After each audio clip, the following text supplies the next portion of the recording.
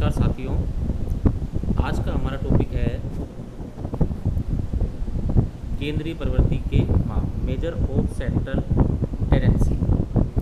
सबसे पहले हम बात करेंगे कि केंद्रीय प्रवृत्ति के माप की क्या परिभाषा है, इसका क्या अर्थ है। वह मूल्य जो संपूर्ण समंकमाला का प्रतिनिधित्व करे तथा जिसकी प्रवृत्ति समंकमाला अथवा बंटन अथवा श्रृंखला के केंद्र में रहने की हो, उसे केंद्रीय प्रवृत्ति का माप कहते हैं। एक बार फिर से अपन दोहराएंगे इसको। वह मूल्य जो संपूर्ण समंकमाला का प्रतिनिधित्व करे तथा जिसकी प्रवृत्ति समंकमाला बंटन अथवा श्रृंखला के केंद्र में रहने की हो, उसे केंद्रीय प्रवृत्ति का माप कहते हैं।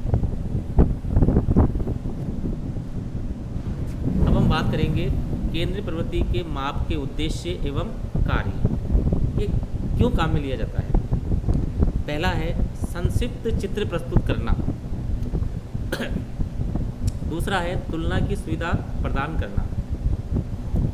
तीसरा है समग्र का प्रतिनिधित्व करना। चौथा है सांख्यिकीय विवेचन का आधार प्रस्तुत करना। और पांचवा है पथ प्रदर्शन करना। अब हम बात करेंगे आदर्श माध्य के आवश्यक तत्व क्या होते हैं। पहला, स्पष्ट एवं स्थिर रूप से परिभाषित होना चाहिए। दूसरा, सभी मूल्यों पर आधारित होना चाहिए। तीसरा, सरल एवं बुद्धिगम्य होना चाहिए। चौथा, निर्धारण की सरलता होना चाहिए। पांचवा, प्रतिचयन के परिवर्तनों का न्यूनतम प्रभाव होना चाहिए। और छठा, बीजगणितीय विवेचन होना चाहिए। अब हम बात करेंगे कि केंद्रीय प्रवृत्ति के माप के प्रकार कौन कौन से हैं। पहला है माध्य मीन। दूसरा है मध्य का मीडियन। तीसरा है बहुलक मोड। चौथा है गुणोत्तर माध्य ज्योमेट्रिक मीन।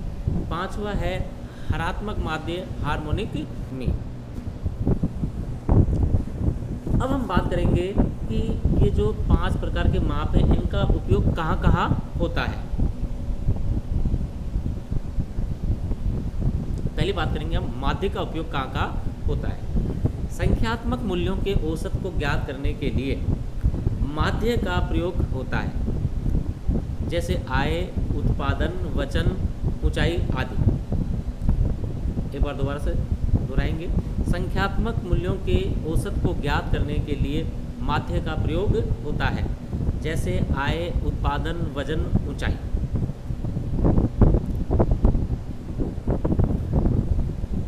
अब हम बात करेंगे मध्यका का उपयोग कहाँ होता है। गुणात्मक मूल्यों के औसत को ज्ञात करने के लिए मध्यका का प्रयोग होता है, जैसे सौंदर्य, बुद्धिमत्ता, ईमानदारी, चतुराई इत्यादि। माध्यक का उपयोग तो संख्यात्मक मूल्यों को ज्ञात करने के लिए करते हैं। माध्यका का प्रयोग या उपयोग गुणात्मक मूल्यों को ज्ञात करने के लिए करते हैं। फिर हमारे पास है बहुलक का उपयोग,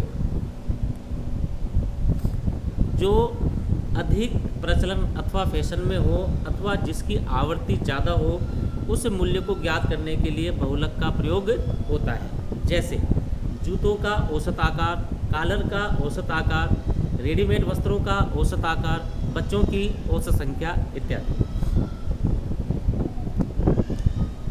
एक बार फिर से दोहराएंगे। जो अधिक प्रचलन में हो, फैशन में हो अथवा जिसकी आवृत्ति ज़्यादा हो, उस मूल्य को ज्ञात करने के लिए बहुलक का प्रयोग होता है, जैसे जूतों का औसत आकार, कॉलर का औसत आकार, रेडीमेड वस्त्रों का औसत आकार, बच्चों की औसत संख्या इत्यादि। अब हम बात करेंगे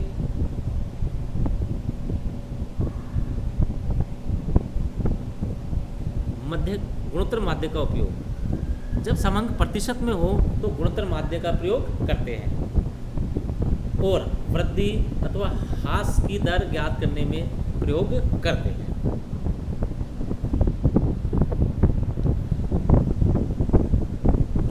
अब हम बात करेंगे हरात्मक माध्य का उपयोग कहाँ होता है। औसत गति औसत कीमत ज्ञात करने के लिए हरात्मक माध्य का प्रयोग करते हैं। औसत गति, औसत कीमत ज्ञात करने के लिए हरात्मक माध्य का प्रयोग करते हैं। जब तय की गई दूरी समान हो तो सरल माध्य का प्रयोग करते हैं, और जब तय की गई दूरी असमान हो तो भारित माध्य का प्रयोग करते हैं।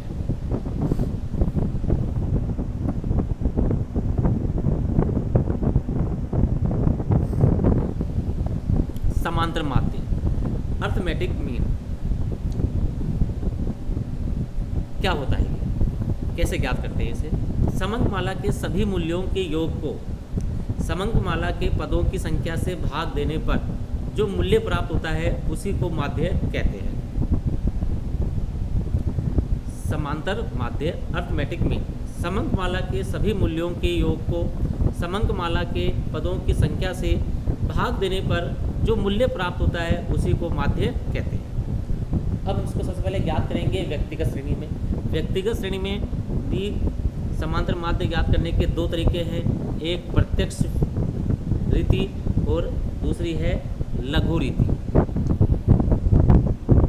पहले हम प्रत्यक्ष रीति को समझते हैं। इसका सूत्र होता है x बार बराबर summation x upon n। x बार कहते हैं समांतर माध्य को, समेशन x का मतलब है x पदों का योग और n का मतलब है पदों की संख्या। जैसे हमने उदाहरण लिया, 10 विद्यार्थियों के अंक निम्न प्रकार हैं 5, 6, 7, 8, 9, 10, 11, 13, 15, 16। हम सबसे पहले क्या करेंगे, सभी अंकों को जोड़ लेंगे। जो हमारे पास में कितना आया 100, और कितने पद हैं हमारे पास में 10, तो 10 का भाग दिया तो हमारे पास समांतर माध्य क्या आ गया 10 मार्क्स। अब इसी सवाल को हम करेंगे लघु रीति। लघु रीति में हम विचलन लेते हैं कल्पित माध्य से। कल्पित माध्य अपने जो पद होते हैं उनमें से कोई एक होता है, इसमें हम ऐसा पद को कल्पित माध्य मानते हैं जो मध्य का हो।